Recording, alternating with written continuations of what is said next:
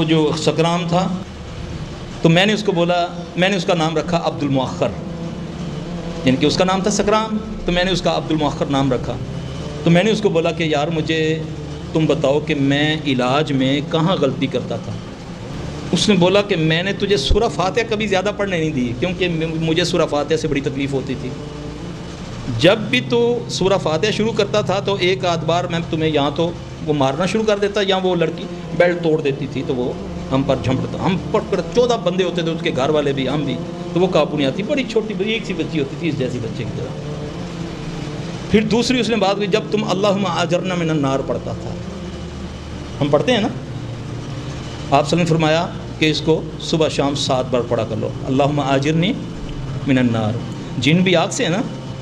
تو اس کا میں تو قطعی یہ معنی نہیں کرتا کہ آخرتی آگ سے بچا، ہر قسم کی آگ سے اللہ تو محفوظ رکھا، میں جن بھی آگ سے ہے، کچن میں بھی آگ ہوتی ہے، سب ہر آگ سے اللہ محفوظ رکھا، اللہم اجرنی من النار، کہتا ہے اس سے مجھے بھی تکلیف ہوتی تھی۔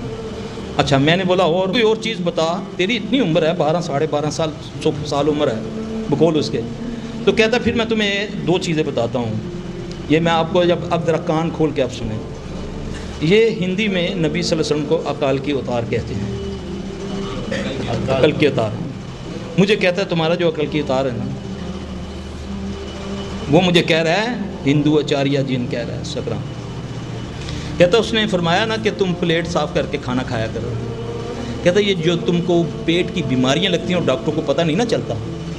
یہ جو تم کھانے میں سے چھوڑ دیتے ہو نا، وہ پھر ہم کھاتے ہیں، وہ ہم لے جاتے ہیں، پھر وہ اثرات ہم، کیونکہ تمہارا جھوٹا ہوتا ہے، ہم تمہارے ہی پیٹوں میں داخل کر دیتے ہیں، وہ بیماری بن جاتی ہے۔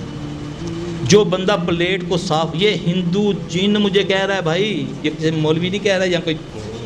کہہ رہا ہے کہ تم اگر پلیٹ صاف کر کے کھاؤ تو کبھی پیٹ میں بیماری نہیں آئے گی۔ ہم تو کیا کرتے ہیں، گئے حضرت صاحب کے گھر میں تھوڑا سا